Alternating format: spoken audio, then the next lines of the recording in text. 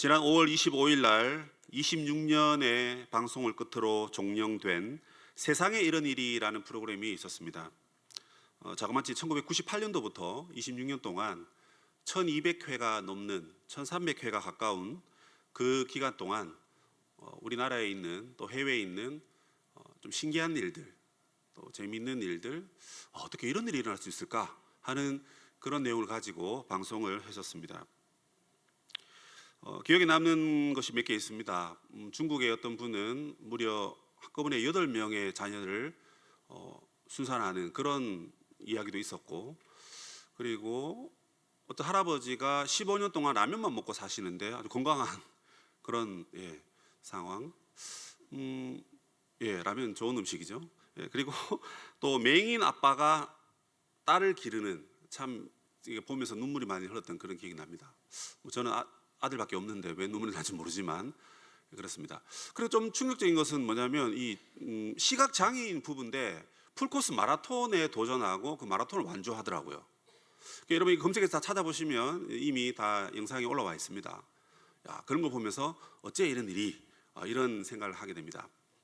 경악을 금치 못한 일이 하나 있었는데요. 그것은 무엇이냐면 젖소가 송아지를 낳는데 네 마리의 쌍둥이를 동시에 낳는 겁니다. 근데 우리가 이제 좀 지식이 없습니다, 그죠? 목사님 그게 왜요? 개는 10마리도 낳던데요. 개나 그런 동물들은 그렇게 합니다. 근데 소는 기본적으로 한 마리를 낳습니다. 한 마리를. 2마리 낳는 것도 5%에 지나지 않는다고 해요. 그러니까 5%로 따지면 사람이 쌍둥이 낳는 거 생각하면 그거보다는 높기는 하지만 그래도 가축은 많이 생산하지 않습니까? 그런데 2마리 낳는 것도 5% 미만이라고 그럽니다. 그런데 4마리라는 것은요 0.0000001%랍니다. 그래서 태어나서 아이들이 소들이 송아지들이 건강하게 또 잘 자라가는 그런 이야기들이었습니다. 세상에 어째 이런 일이. 이제 그 프로그램뿐만 아니라 우리가 언론 매체를 통해서 살다 보면 어떻게 이런 일이 있을 수 있을까? 무릎을 탁 치게 되는, 이마를 탁 때리고 싶은 그런 이야기들이 우리 주위에 많이 있습니다. 그런데 여러분, 만약에 성경에서 어째 이런 일이, 이걸 만약에 우리가 찾아보다면 여러분 성경은 사실은 창세기부터 요한계시록까지 전부 다 어떻게 이런 일이라는 주제라고 말할 수 있겠죠. 어떻게 하나님이 천지를 창조하셨을까? 어떻게 하나님이 세상에 있는 수많은 피조물 중에 우리만, 사람만 특별히 하나님의 형상을 닮은 존재로 만드셨을까? 이것부터 시작해서 오늘 읽었던 이 여호수아서에도 어떻게 하나님께서 전쟁 하나 하지 않으시고 이 여리고를 무너뜨리셨을까? 고고학적으로 또 역사적으로 이 여리고 성이 여러분 발굴된 거 아시죠? 불과 1975년쯤인가요? 그때 그 여리고 성을 발굴한 사람들의 이야기를 들어보면 이건 정말 신기하다. 성이 여러분 무너지면 어떻게 무너져야 됩니까? 이렇게 무너져야 되죠. 그런데 성이 이렇게 무너졌습니다. 이해가 됩니까? 여러분 성이 이렇게 되어 있지만 사실 사다리꼴로 이렇게 많이 되어 있죠, 그죠? 그래서 많이 공격하지 못하도록 이렇게 딱 만들어져 있습니다. 성이 무너지려면 여러분 중력의 법칙에 의해서, 자연의 법칙에 의하면 그건 밑으로 주저앉아야죠. 근데 왜 어떻게 여러분 이 돌들이 이렇게 넘어집니까? 여러분 이건 뭔가 좀 어째 이런 일이 라고 말할 수 있는 대목이라고 볼 수 있습니다. 그래서 오늘은 이 여리고 전쟁 이야기를 통해서 하나님께서 어떻게 전쟁에 승리하셨는지, 그리고 그 방법이 무엇인지, 그걸 통해서 우리가 무엇을 깨달아야 하는지를 알려드리고 싶습니다. 여리고 전쟁은 성전이라 그럽니다. 성전, 무슨 말입니까? 거룩한 전쟁이라 하는 것입니다. 특별한 전쟁입니다. 왜냐하면 이것은 하나님의 전쟁이기 때문에 그렇습니다. 하나님께서 이제 이 첫 번째 전쟁을 통해서 오고 오는 모든 전쟁의 모범 사례를 만드시려고 이 전쟁에 하나님이 직접 개입하셨습니다. 그런데 놀라운 것은 이 전쟁인데 전쟁 이야기는 전혀 없습니다. 특이한 방식으로 여리고를 점령했기 때문에 그렇습니다. 우리가 보통 전쟁이라 하면 여러분 군사가 중요합니다. 그리고 무기가 중요하고, 그리고 무엇보다 장수의 전략이 중요합니다. 그리고 여기에 하나 더 추가된다면 군사들의 사기입니다. 당시에는 무기가 비슷했고 그리고 군사들의 실력이나 능력도 비슷했기 때문에 어쨌든 사기를 충족시켜야만 적장으로 진격하여 적군들을 이길 수 있는 것입니다. 그런데 여리고 전쟁 이야기를 우리가 서두만 읽었지만 이 서두에 읽은 내용 중에 이런 전쟁에 관련된 여러 가지 이야기는 전혀 볼 수가 없습니다. 무기 이야기도 없고 군사들의 이야기도 없고 전략도 없고 그리고 사기도 기록되어 있지 않습니다. 하나님께서 하신 방법은 우리가 알고 있는 전통적인 전쟁 방식을 사용하지 않으셨습니다. 그래서 일반적으로 행하는 그런 모습이 보이지 않습니다. 하나님이 특별하게 역사하셨습니다. 그런데 그 역사의 방법은 사람의 상식으로는 도저히 이해할 수 없는 방식으로 하나님이 승리를 이루셨습니다. 당시 상황을 보면 1절에 이렇게 기록되어 있습니다. 이스라엘 자손들로 말미암아 여리고는 굳게 닫혔고 출입하는 자가 없더라, 이렇게 되어 있습니다. 성문이 지금 굳게 닫혀 있습니다. 출입하는 자가 아무도 없다. 왜 그렇죠? 이스라엘 자손 때문이라고 합니다. 이스라엘 자손이 무엇을 했습니까? 이스라엘 자손이 가는 곳마다 초자연적인 놀라운 능력을 행했기 때문에 그렇습니다. 그들은 기적적으로 홍해를 건넜습니다. 그리고 세계 최고의 강대국인 애굽을 여러분 바다에 다 수장시켜 버렸습니다. 가나안 땅에 들어와서 아모리 왕 시혼과 옥을 무찔러 버렸습니다. 그러자 옆에 있는 모든 가나안 7 족속들이 저 이스라엘 백성들이 드디어 이제 우리를 잡으려 오는구나, 죽이려 오는구나, 이렇게 생각하고 지금 두려워하고 있는 것입니다. 그리고 이제 이스라엘 백성들은 요단강을 건넜습니다. 소문대로 여리고에 도달했습니다. 여리고를 무너뜨리기 위해서 그들이 진격하기 직전입니다. 그런데 여리고는 방어적인 자세를 취하고 있습니다. 하나님이 이스라엘과 함께 하신다는 것을 이 여리고 사람들이 알았기 때문에 그들은 두려워했기 때문에 그렇습니다. 그래서 전쟁을 하기보다는 방어에 집중하고 있는 것을 보게 됩니다. 어쩌면 방어하면서 마치 태풍이 빨리 지나가듯이 저들이 그냥 우리의 성읍을 빨리 그냥 지나갔으면 좋겠다, 그런 마음으로 소극적인 자세로 임하고 있는 것입니다. 싸울 마음은 전혀 없어 보이고 큰 두려움이 그들을 지금 어렵게 하고 있는 것입니다. 그런데 여러분, 이스라엘 백성들은 이 여리고로 진격을 해야 합니다. 굳게 닫혀 있지만 아무도 출입하는 자가 없지만 개미 새끼 한 마리 지나가는 곳 없지만 그러나 여리고는 아주 중요한 도시입니다. 이 도시를 정복하는 것이 이스라엘이 가나안 땅을 정복하는 데 있어서 너무 중요한 이유는 크게 2가지로 볼 수 있습니다. 첫 번째는 군사적인 이유입니다. 아시는 대로 이스라엘 백성들은 여호수아서에서 가나안 땅을 정복할 때 중부, 남부, 북부 이 순서대로 나라를 차지합니다. 가나안을 차지합니다. 그래서 중부 지역을 가로지르는데 그 중부 지역의 첫 번째 만나는 성읍이 바로 여리고입니다. 그러니까 여러분, 여리고를 치는 것은 매우 중요합니다. 왜냐하면 당신은 도시국가 형태를 띠고 있었어요. 그래서 성을 쌓고 여기는 나의 도시, 저기는 너의 도시 해서 서로 동맹을 맺습니다. 만약에 적군들이 우리 도시를 쳐들어오면 얼른 연락을 해서 너네들이 얼른 와서 도와주라 해서 연합 동맹을 맺었거든요.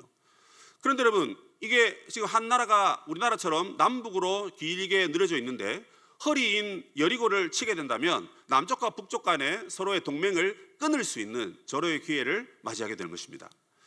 그래서 이 싸움에 탁월한 여호수아는 이 전략을 생각하고 가운데 있는 여리고를 먼저 치려고 했던 것입니다. 마치 우리나라가 메가더 장군이 유엔군이 인천 상륙 작전을 해서 당시에 중공군과 북한군의 허리를 잘랐던 것과 같이 전략적으로 여호수아는 이 전쟁에 그런 생각을 하고 그들을 무찌르기 위해서 먼저 군사적인 이유로 그들을 공격했던 것입니다. 또 하나는 신앙적으로 여리고를 정복하는 것이 매우 중요합니다. 왜냐하면 이것이 여러분 첫 번째 전쟁입니다. 첫 번째 전쟁인데 그 첫 번째 전쟁을 최고의 능력과 기술로 이겨야만 그 다음 도시국가들을 정복하는데 큰 밑거름이 되기 때문에 그렇습니다. 여러분, 이스라엘 백성들이 여호수아에서 정복한 나라, 정복한 왕의 숫자가 몇 명입니까? 제 기억으로 31명으로 알고 있습니다. 그러면 최소 여러분 이 성읍이 31개를 정복했다는 것입니다. 여러분, 말이 쉽습니다. 그 기간이 몇 년입니까? 7년 반인가요? 7년 정도 되는 그 기간 동안 전쟁을 하면서 31개가 넘는 성읍을 여러분 무찌르는데 그 모든 전쟁의 첫 출발점이다 하면 이 전쟁은 여러분 무조건 이겨야 되는 것입니다. 여러분이 중요한 시험을 치는데 1교시 시험을 망쳤습니다. 2교시, 3교시, 4교시는 망친 1교시 시험 때문에 더 망치게 되는 것이 자연적인 것 아니겠습니까? 그렇다면 이 첫 번째 성을 무찌르는 것은 여호수아와 이스라엘에게는 너무너무 중요한 사안이었다, 이렇게 볼 수 있습니다. 자, 그런데요, 1절, 그들이 문을 닫고 열어주지 않습니다. 아무리 싸우고 싶어도 문을 닫고 열어주지 않으면 여러분 어떻게 전쟁을 합니까? 비행기가 있어서 위에서 폭탄을 터뜨릴 수 있을까요? 아니면 훌쩍 뛰어서 담을 넘어서 쳐들어갈 수 있습니까?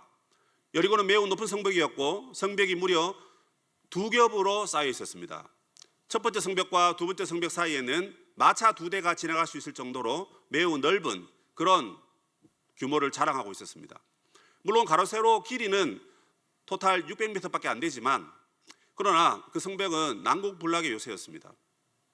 평지에 있었지만 아무도 그 성을 사람의 힘으로는 정복할 수 없을 정도로 매우 튼튼한 그런 성벽이었다는 것입니다.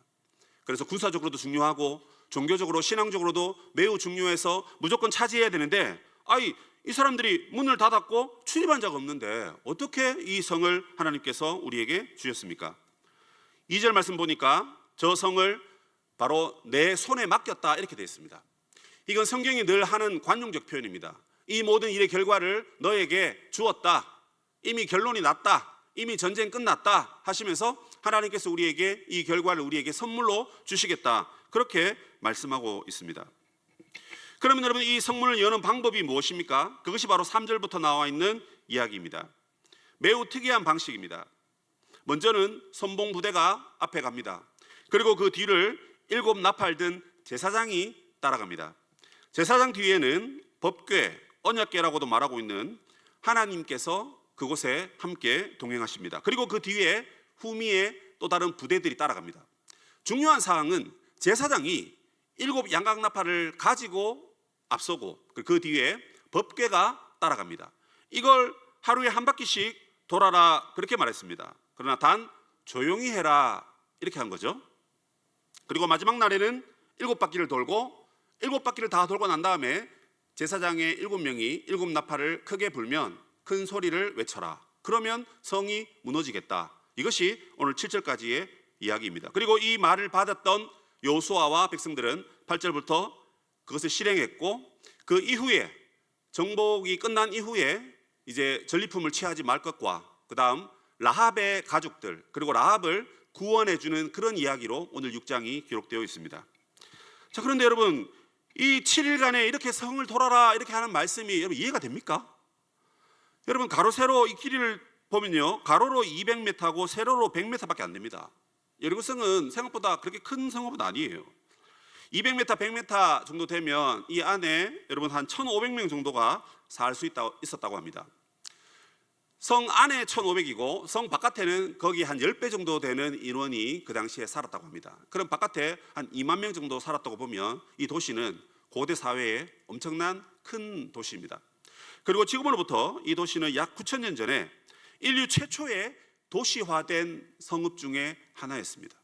그러니까 그 성을 지어놓고 적군이 쳐들어와도 그 안에 비축한 양식으로 먹고 버티고 지내면서 사람들이 끝까지 대항할 수 있는 그런 최첨단 시설들을 다 갖춘 그런 성읍이었다는 것입니다.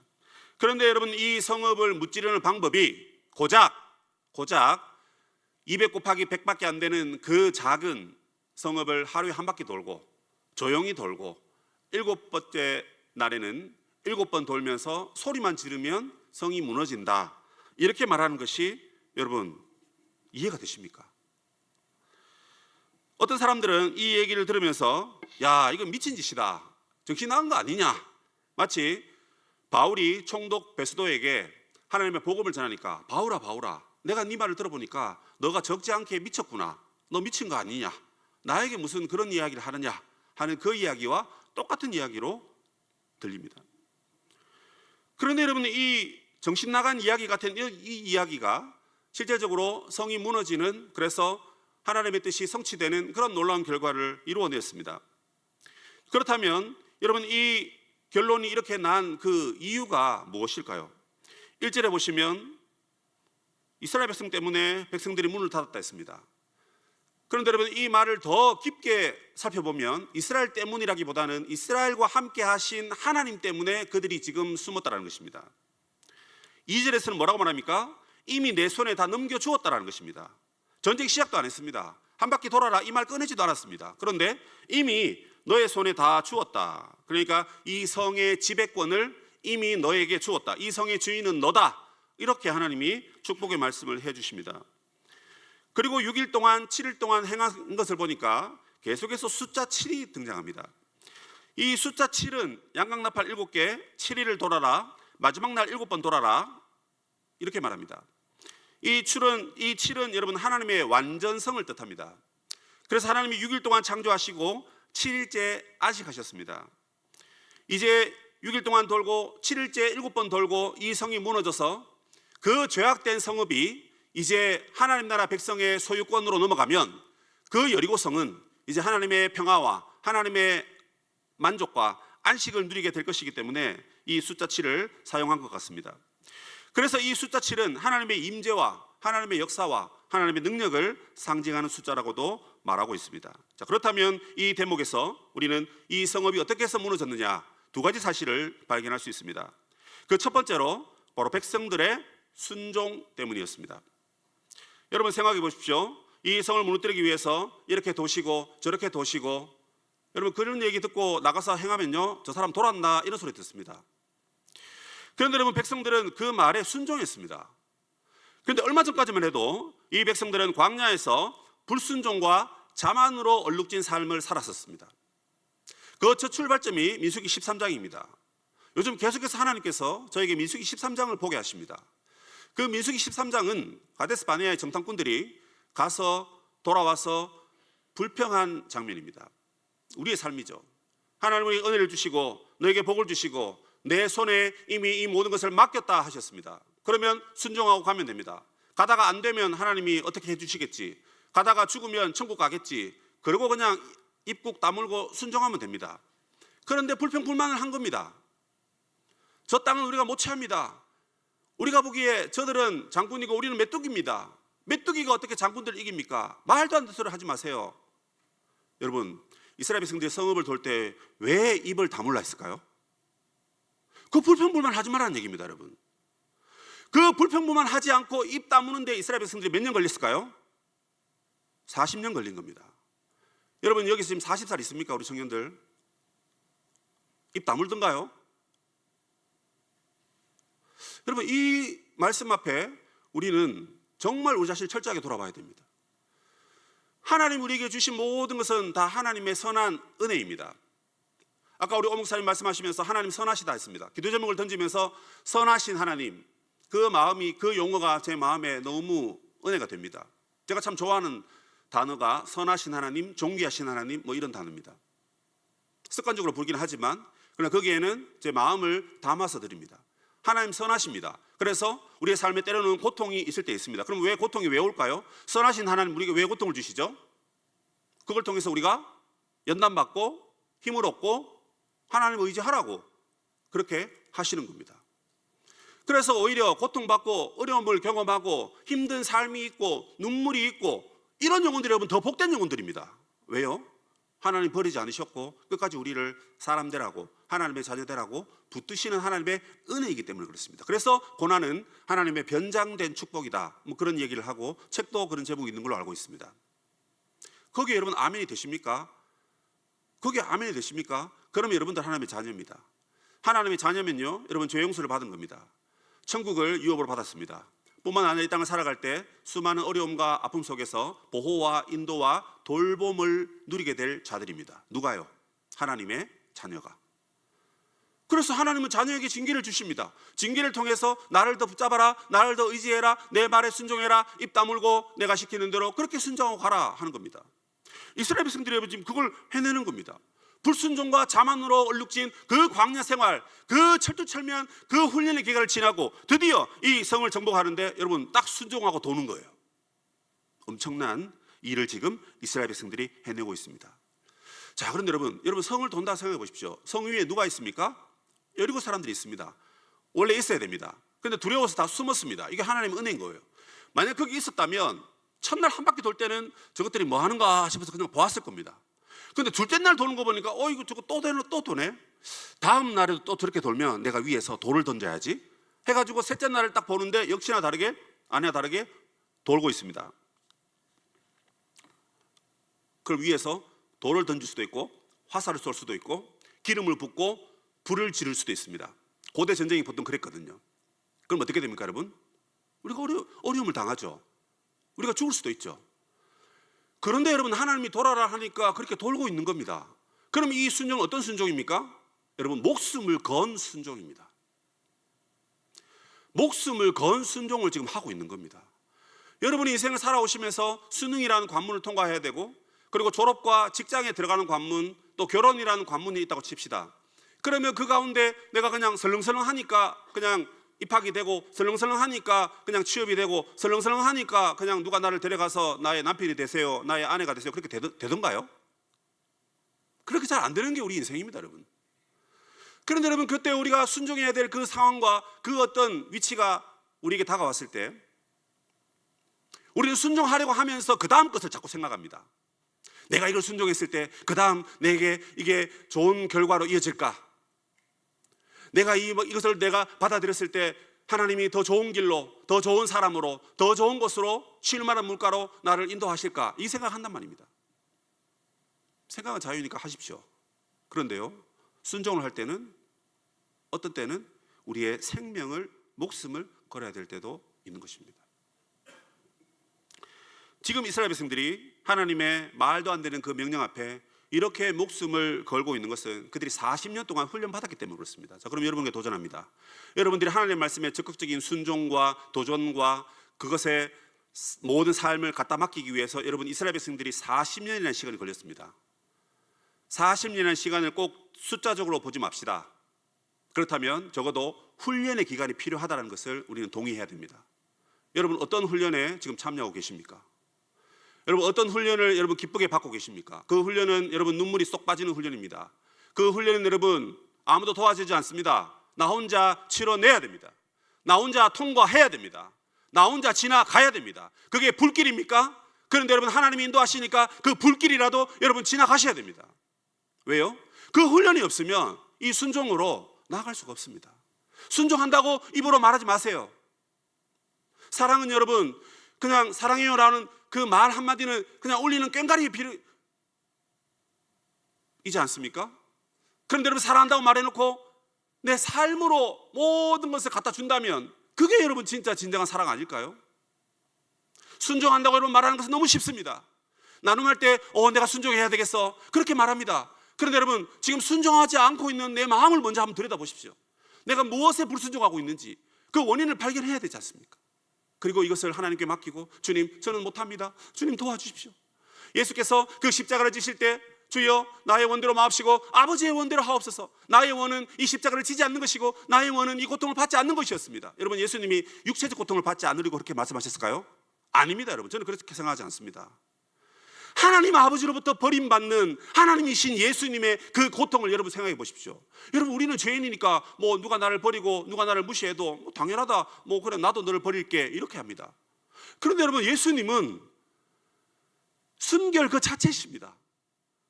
저도 죄인이라서 예수님의 순결 그 자체를 어떻게 표현을 못 하겠어요. 여러분들이 한번 표현해 주세요.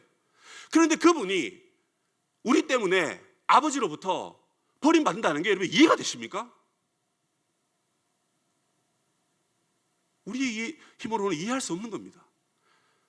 그런데 여러분, 예수님은 우리를 위해서 그 십자가를 여러분 순종하셨습니다.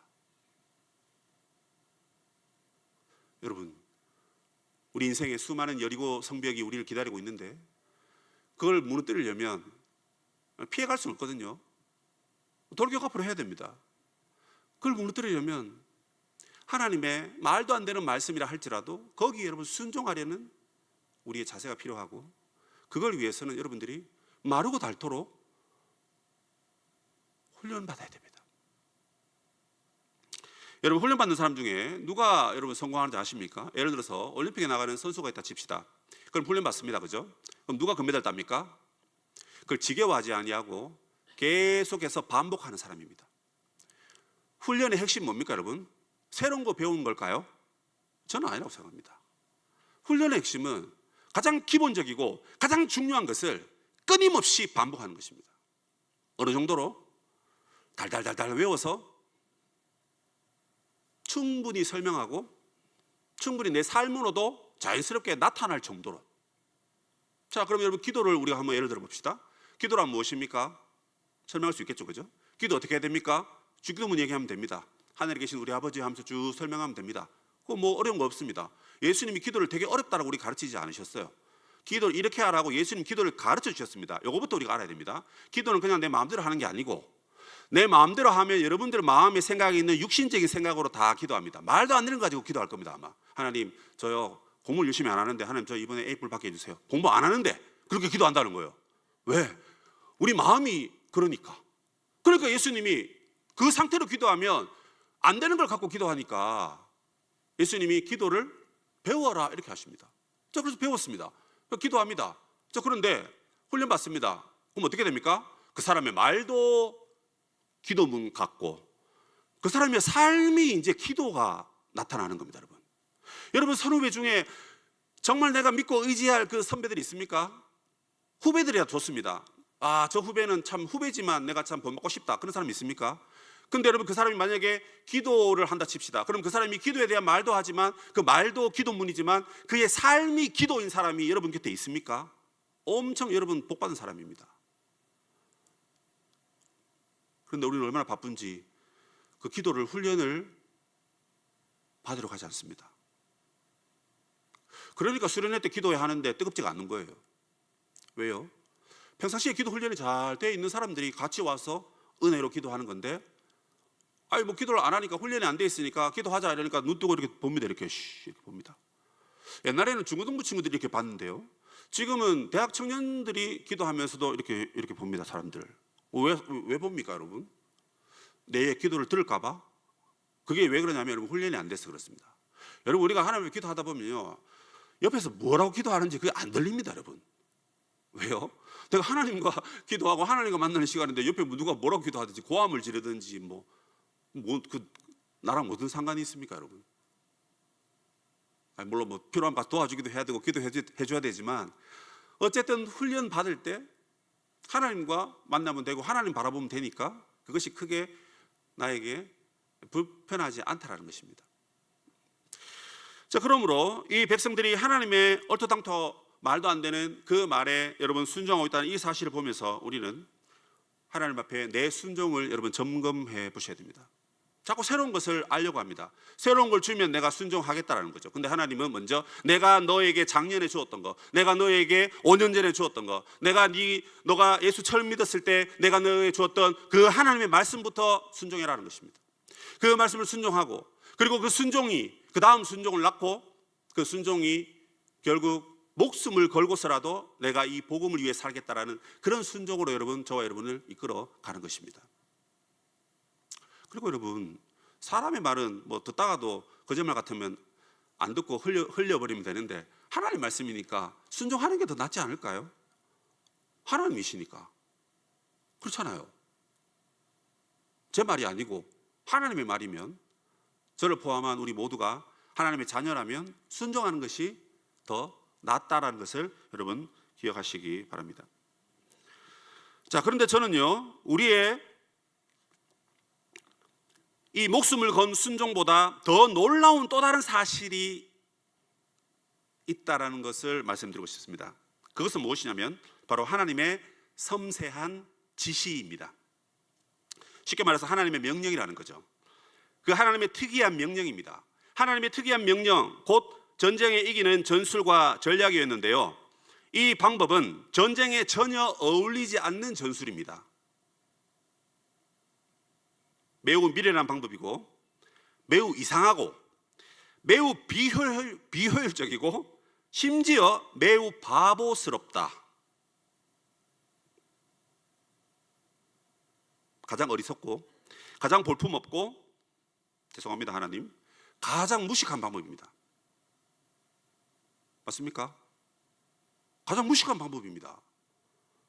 여러분이 만약에 지금으로부터 수천 년으로 돌아가서 여러분 이 상황을 직면했을 때 이렇게 하라고 하신 그 하나님의 말씀에 여러분 토를 달 수 있습니다. 하나님 이거 정말 어리석잖아요. 이거 우리가 다 죽어요.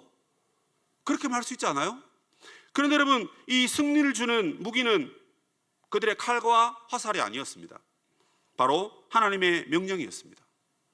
그래서 여러분 칼보다 강한 무기, 칼보다 힘센 무기는 뭡니까? 하나님의 말씀이고 이것은 오늘날 우리에게 복음이다라고 말씀을 드리고 싶습니다. 하나님께서는 여리고 앞에서 복음으로 승리하는 법을 지금 이스라엘에게 알려주고 계십니다. 근데 목사님, 이게 왜 복음입니까? 왜 갑자기 복음이 튀어나옵니까? 자, 보십시오. 여러분, 하나님의 어리석은 것이 사람보다 지혜롭고 하나님의 약하심이 사람보다 강하다라는 말씀이 고린도 후서에 기록되어 있습니다. 무슨 말입니까? 우리는 전략을 짜고 무기를, 사람을, 이런 것들을 준비해야 전쟁에 이길 수 있다, 이렇게 생각하는 것이 사람의 마음이라는 것입니다. 그래서 우리는 이것을 지혜롭다고 말합니다.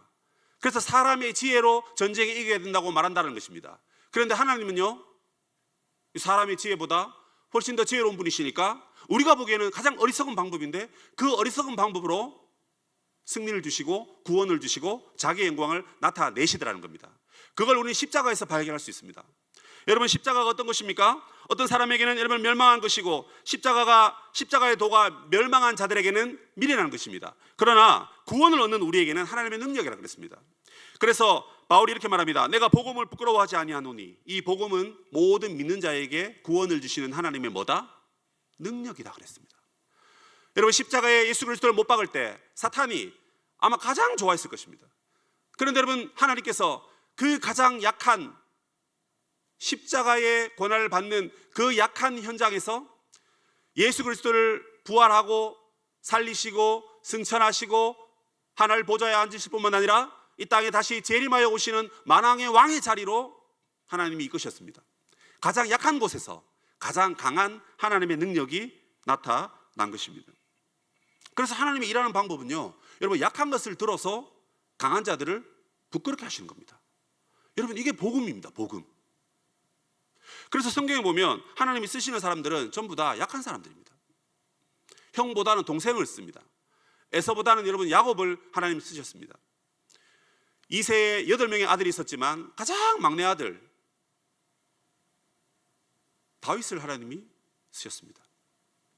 사사시대에 수많은 사사들이 있었지만 기드온이라는 여러분 가장 두려움 많고 의심 많은 그 용사를 너는 강한 용사다, 여호와의 용사다 라고 하면서 불러주었습니다. 전쟁에 나가는데 32,000명이 왔습니다. 너무 많이 왔다, 돌려보내라. 어떻게 돌려보낼까요? 겨울가에 가서 물을 마시게 해라. 그걸 물 마시고 난 다음에 300명만 딱 남고 모두 다 돌려보냈습니다. 왜요? 32,000명 나가서 미디안 군과 싸워 이기면 하나님이 이긴 게 아니고 우리가 사람이 많아서, 우리가 전력이 좋아서, 우리가 힘이 세서 미디안을 이겼다, 이렇게 말할까 봐 하나님이 300명만 남기고 다 돌려보냈습니다. 그리고 그 300명으로 또 말도 안 되는 전쟁을 하십니다. 항아리를 깨고 횃불을 흔들고, 그리고 어떻게 합니까? 사람의 소리가 아니라 하나님의 소리로 역시 고함을 지르게 합니다. 그리고는 전쟁에 승리하는 결과를 낳게 되었습니다. 이것이 여러분 하나님이 역사하시는 방법이라는 것입니다. 하나님은 질그릇 같은 우리를 지금도 사용하고 계십니다. 질그릇이 무엇입니까 여러분? 너무나 가볍습니다. 너무나 볼품없습니다. 그리고 조금만 잘못 만지면 깨져버리는 것이 질그릇입니다. 작은 충격에도 깨져버리는 것이 질그릇입니다. 그런데 여러분, 그 작은 그릇을 하나님이 사용하실 때 그 그릇을 통해서 크고 놀라운 역사를 이루어 가시는 것입니다. 하나님께서도 오늘 저와 여러분에게 그런 역사를 이루어 가시는 것입니다. 우리에게 있어서 가장 약해 보이는 것은 여러분 하나님의 말씀입니다. 세상에서 살아야 되니까 세상의 방법을 터득해야 되고, 세상의 기술을 알아야 되고, 세상의 문화도 알아야 되고, 세상 사람과 사귀기도 해야 되고, 세상 사람과 함께 즐기면서 그들의 문화에 들어가서 같이 어깨동무해야만 내가 살아남을 수 있을 거다, 이제 그런 생각을 하는 거죠. 그런 우리의 마음 가운데 하나님은 지금 너가 세상에서 그렇게 힘들어하고 있는 것은 세상을 몰라서가 아니다, 세상의 기술을 익히지 못해서가 아니다, 세상에서 합격하지 못해서가 아니다, 세상에서 돈을 많이 벌지 못해서가 아니다, 네가 지금 하나님의 복음을 몰라서 그렇다. 하나님 그렇게 말씀하십니다. 여러분, 세상에 문벌 좋은 자가 너무 많습니다. 세상에 가문 좋은 자가 너무 많습니다. 세상에 여러분 나보다 힘센 사람이 얼마나 많습니까? 나보다 예쁜 사람, 나보다 능력 있는 사람, 나보다 자랑할 것이 많은 사람들이 너무너무 많습니다. 그래서 그 사람들을 이기려면 여러분 못 따라갑니다. 그 사람들 이기는 방법이 그들과 함께 동화되는 것이 아니라 하나님의 복음을 우리가 붙들 때, 그 복음의 능력으로 살아갈 때, 그 복음의 능력으로 여러분 세상을 이기게 되는 것입니다. 만약 우리의 힘으로 이기게 되는 것이라면 칼을 들고 싸우게 하셨겠죠.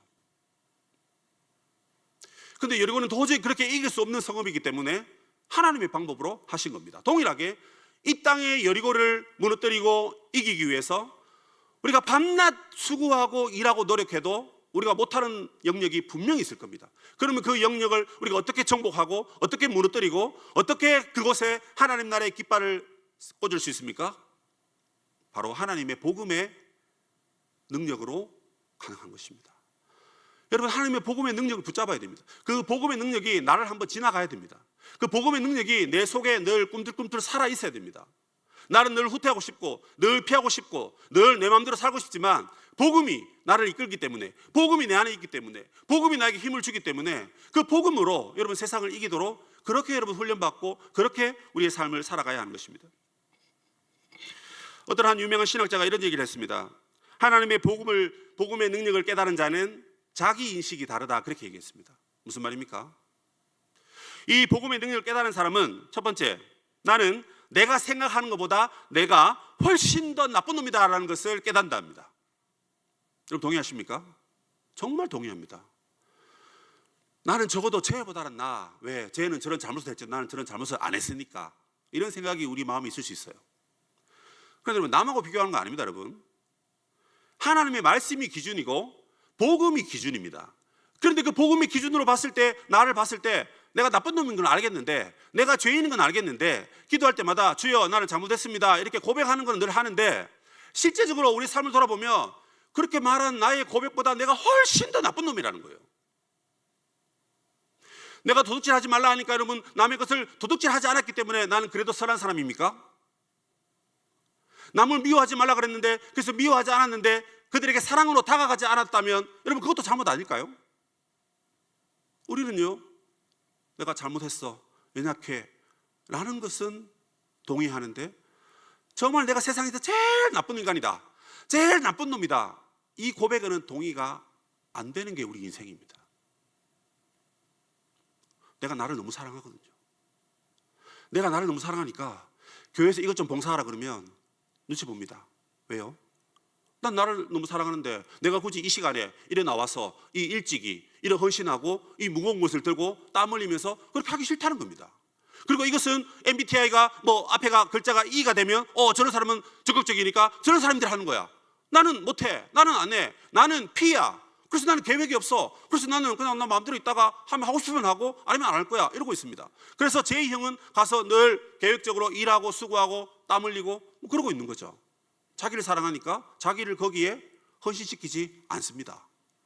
자, 그럼 어떻습니까 여러분? 그래 놓고는 그 어떤 사람보다 나는 죄인이긴 한데 그래도 가장 악한 사람은 아니다, 이렇게 말하는 것이 여러분 정상입니까? 복음을 만난 사람일까요? 복음의 능력을 만난 사람은 내가 가장 나쁜 인간이고 나는 내가 생각하는 것보다 정말 볼품없는 인간이다라는 그런 고백을 하나님께 올려드릴 수 있어야 됩니다. 여러분, 이 이야기가 불편하십니까?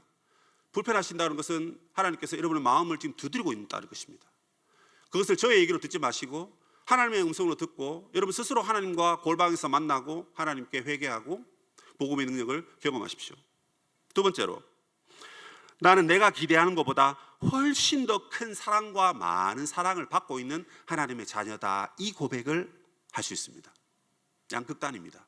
복음을 만나면요, 난 나쁜 놈인데 정말 나쁜 사람이다. 내가 말하기 두려울 정도로, 사람에게 이야기하기 두려울 정도로 나는 정말 형편없는 사람이다, 이 고백을 함과 동시에 나는 많은 사랑을 받은 사람인데 그 중에도 가장 놀라운 사랑을, 하나님의 사랑을 마치 나 혼자 다 받은 것처럼 그 하나님의 사랑을 제대로 받은 인물이다, 사람이다.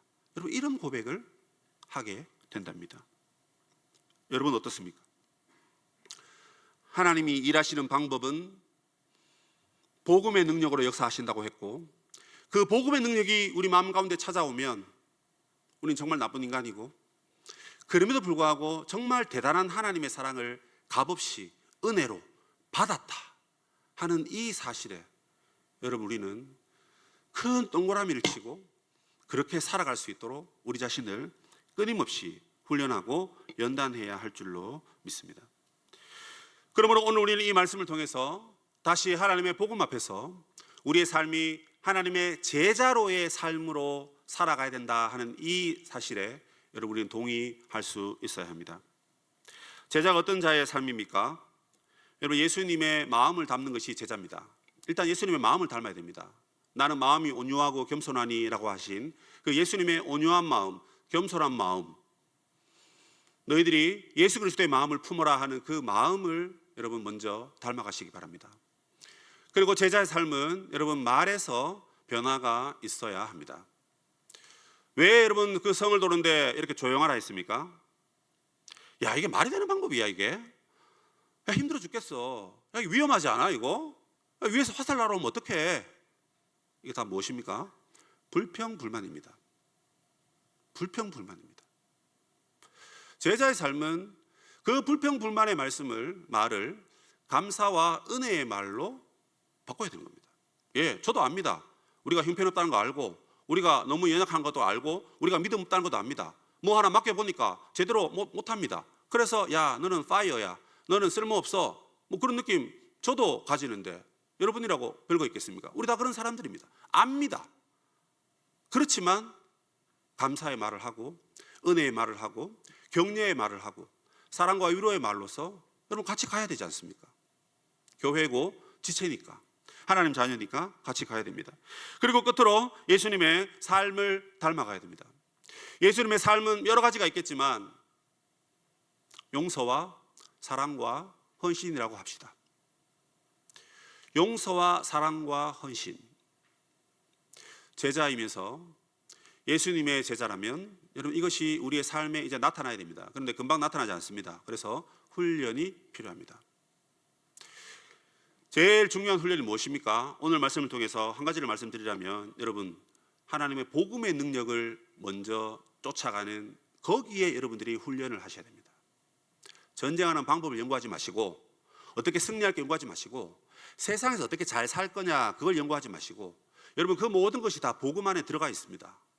그래서 하나님의 복음을 내가 더 충만히, 하나님의 복음을 내가 더 가득히 내 삶에 스며들게 만드는 여러분 그 훈련의 자리로 여러분이 들어가셔야 됩니다. 그 복음의 능력을 경험한 자로서 여러분 하나님을 기쁘시게 하는 그런 삶을 저 여러분이 살아가면 좋겠습니다. 우리의 성공과 실패는 내가 복음을 알고 복음을 붙드느냐 안 붙드느냐 여러분 거기에 달려 있습니다. 많이 배우고 많이 익히고 많이 누리고 많이 경험하면 세상에서 인정받을 수 있겠죠. 하지만 여러분 복음이야말로 우리가 세상에 그 여리고 성벽을 무너뜨리고 하나님의 나라가 오게 하는 그 일에 가장 중요한 에너지이자 원동력이다 하는 것을 여러분 잊지 마십시오. 이제 약 2주 3주 후면 우리 청년부들은 수련회를 가집니다. 그 수련회 왜 가집니까? 오랜만에 얼굴 보고 교제하려고 가지죠. 그죠? 중요합니다. 교제해야죠. 같이 먹고 마시고 같이 하나님의 뜻을 발견하고 참 좋습니다. 그런데 여러분 그 수련을 통해서 우리가 믿고 있는 이 복음이 진짜 세상에 나가서 제대로 된 무기였는데 그 무기 한번 못 써보고 욕만 먹고 두려워가지고 그냥 숨고 있던 우리들이 그래도 다시 한번 수련회로 모여서 회개하고 그 복음의 무기를 다시 재장전하는 그런 여러분 시간이 이 수련의 시간이 되었으면 좋겠습니다.